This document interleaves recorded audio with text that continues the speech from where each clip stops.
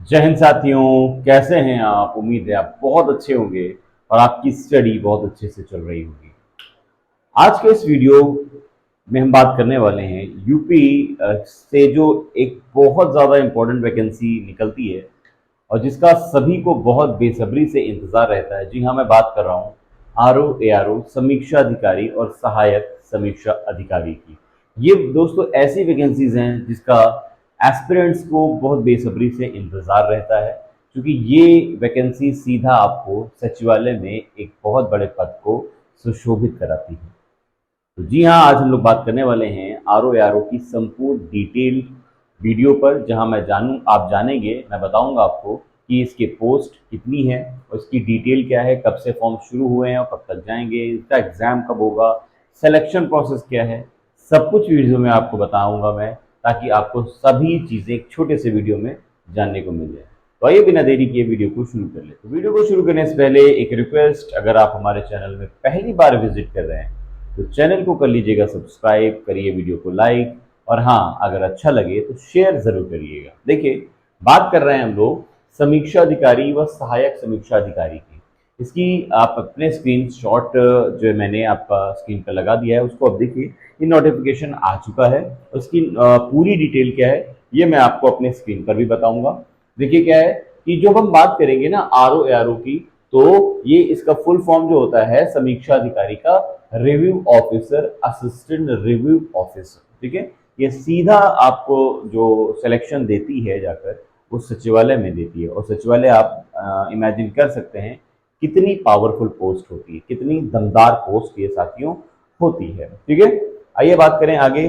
तो आगे की बात करेंगे तो यहाँ पर देखिए टोटल पोस्ट की सबसे पहले अगर हम बात करें तो यहाँ पर आरओ की टोटल पोस्ट है 322 और एआरओ की टोटल पोस्ट है यहाँ पर 89। तो जो कि मिलकर हो जाएंगी जाकर 421 पोस्ट यहाँ पर निकली हुई है साथियों। ठीक है, अप्लाई डेट की अगर हम बात करें यहाँ पर तो 9 अक्टूबर 2023 से फॉर्म यहाँ पर शुरू होंगे और लास्ट डेट है 9 नवंबर। इसका मतलब आज ये फॉर्म शुरू हो चुके हैं। इसका वीडियो आपको जो मिल रहा है तो उसमें आपको 10 अक्टूबर हो चुकी होगी। फॉर्म आना शुरू हो चुके हैं, फॉर्म भरना शुरू हो चुके हैं। आप फॉर्म को फटाफट भरना शुरू कर दीजिए। आगे की बात करें कि किस तरह के बच्चे इसमें सिलेक्शन जो फॉर्म को भर पाएंगे, क्वालिफिकेशन क्या रहने वाली है। तो देखिए, एजुकेशन क्वालिफिकेशन की अगर हम कार्य साथियों पर बात करने वाले हैं तो आरओ की रहने वाली है नॉर्मल ग्रेजुएशन अगर आपने कर रखा है तो, और एआरओ की अगर बात करें तो नॉर्मल ग्रेजुएशन के साथ साथ आपने ओ लेवल का सर्टिफिकेट भी आपके पास होना चाहिए और टाइपिंग आपकी होनी चाहिए। टाइपिंग कितनी मांगी गई है वो मैं डिटेल आपको आगे दूंगा। ठीक है, तो अच्छा, अब ग्रेजुएशन आपने कहाँ से किया हो, किस स्ट्रीम से? तो भारत की किसी भी यूनिवर्सिटी से, जो वैध यूनिवर्सिटीज हैं वहां से अगर आपने किया है तो फिर आप एप्लीकेबल होंगे। अब चाहे आप किसी भी स्टेट के हों तब भी एक्सेप्टेबल यहाँ पर हो। अब बात करेंगे यहाँ पर एज के, तो एज क्या है, मिनिमम 21 साल और मैक्सिमम आपकी 40 साल यहाँ पर एज होनी चाहिए। लेकिन अगर आप रिजर्वेशन वाली कैटेगरी में आते हैं तो आपको 3 साल और 5 साल की यहाँ पर छूट भी मिलती है, अगर आप SC ST या OBC से आते हैं तो। अगर हम बात करें एज काउंटिंग की, तो एज जो काउंट हो रही है वो कब से हो रही है जरा देखिए। एज मांगी गई है आपसे कि आप 2 जुलाई 1983 के पहले ना पैदा हुए हों, और 1 जुलाई 2022 के बाद की जो है वो काउंट नहीं हो रही है। ठीक है, अब यहाँ पर आपको बात समझ में आ गई। 1 जुलाई 2022 तक यहाँ पर ली गई है, कहने का मतलब ये है। ठीक है, और एग्जाम की बात करें कब होगा ये डिटेल में भी आपसे बाद में बात करता हूँ। तो आगे बात कर लेते हैं हम सबसे बड़ी इंपॉर्टेंट चीज, सिलेक्शन प्रोसेस की बात आपको समझ में आ चुकी है।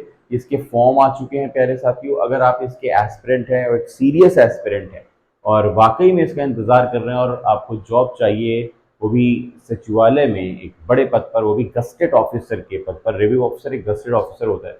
तो फिर ये मान के चलिए आपकी ये बहुत गोल्डन अपॉर्चुनिटी है आपके लिए।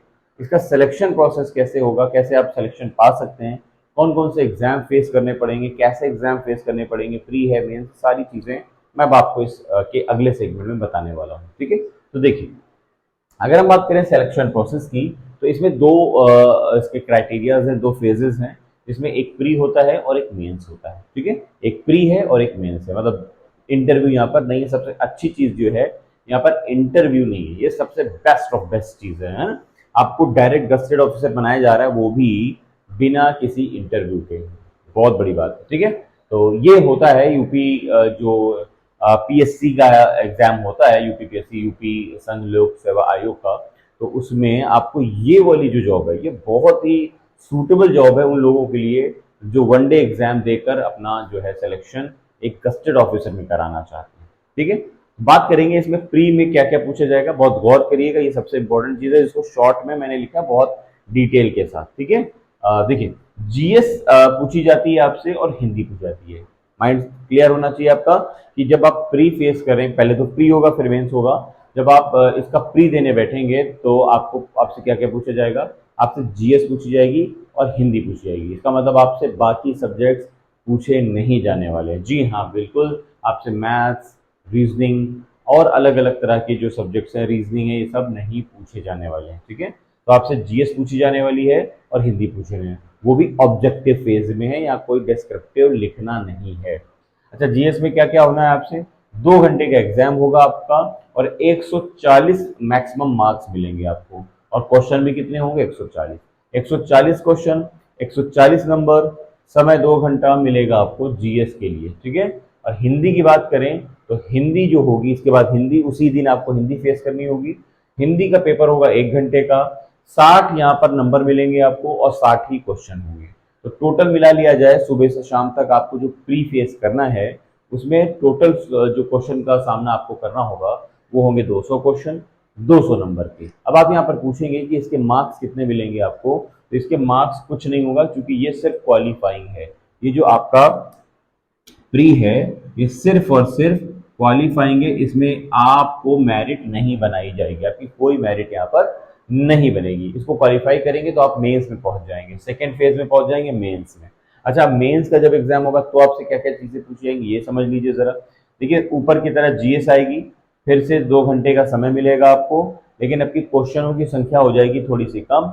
ऊपर 140 क्वेश्चन पूछे गए थे प्री में, मेंस में आपसे 140 की जगह 120 क्वेश्चन पूछे जाएंगे, और टाइम आपको यहाँ पर मतलब नंबर भी आपको उतने ही मिलेंगे, 120 क्वेश्चन। ठीक है, यहाँ पर टाइम आपको समय बराबर मिल रहा है। ठीक है, ऊपर थे 140 क्वेश्चन और नीचे मिल रहे हैं आपको 120 क्वेश्चन, और टाइम भी उतना ही मिल रहा है आपको लगभग। ठीक है, अब आ जाइए, इतना करने के बाद अब आपको क्या होगा कि आपसे हिंदी का एक पेपर लिया जाएगा मेंस में। ठीक है, वो हिंदी का पेपर 2.5 घंटे का होगा, पहले 1 घंटे का हुआ था प्री में, अब होगा 2.5 घंटे का पेपर होगा, और यहाँ पर नंबर आपको कितने मिलने वाले हैं, मैक्सिमम 100 नंबर मिलने वाले हैं। क्लियर होगी बात।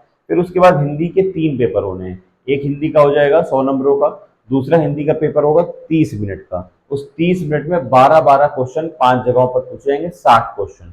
ठीक है, यहाँ पर ये 60 क्वेश्चन कौन से होंगे, ये 60 क्वेश्चन आपके ग्रामर के होंगे। ठीक है, तो ये क्वेश्चन हो जाएंगे आपके, और उसका तीसरा खंड होगा फिर आपसे, तीसरे खंड में जो पेपर आपसे लिया जाएगा वो 3 घंटे का होगा। इस 3 घंटे में आपसे जो टोटल मार्क्स आपको मिलेंगे वो 120 मिलेंगे नंबर, लेकिन यहाँ पर आपसे निबंध लेखन का प्रोग्राम रखा जाएगा।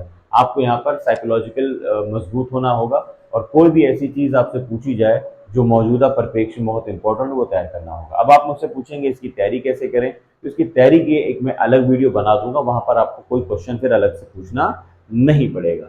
अब यहाँ पर आप देख पा रहे होंगे 400 नंबरों का ये पेपर होता है। अगर 200 नंबर हम इसके प्री के हटा दें तो बचते हैं ये टोटल आपके यहाँ पर कितने, ये 400। ठीक है, 12-12 यहाँ पर कितने हो गए, 24, और ये मिलाकर हो जाएगा 400। ये जो मेंस है, ये मेंस पूरा 400 नंबर का, इसी पर मेरिट बनती है। ये 200 क्वेश्चन या 200 नंबर यहाँ से हटा दिए जाते हैं, ये ऐड नहीं होते, सिर्फ क्वालिफाइंग होता है।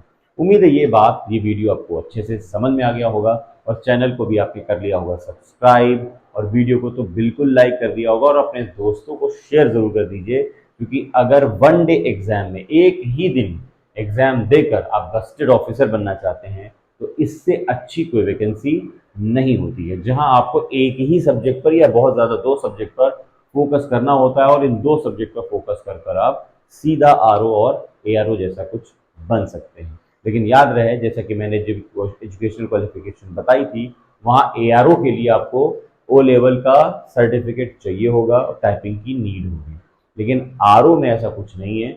तो अगर आपके अंदर कैपेसिटी है आरओ फेस करने की तो आरओ जरूर डालिएगा, अगर आपके पास सर्टिफिकेट वगैरह है तो आप एआरओ डालिएगा। वीडियो कैसी लगी कमेंट बॉक्स में कमेंट करके ज़रूर बताइएगा, और डिस्क्रिप्शन बॉक्स में आप मेरे उन चैनल्स का लिंक देख सकते हैं जहां आप मुझसे बात कर सकते हैं, सोशल मीडिया के लिंक्स भी, वहां भी मुझसे बात कर सकते हैं। चलिए मिलते हैं ऐसी नई वीडियो में जहां आपको मिलने वाली है ऐसी मटेरियल जहां पर आपका हो जाता है सिलेक्शन जानकर ये वीडियो। धन्यवाद।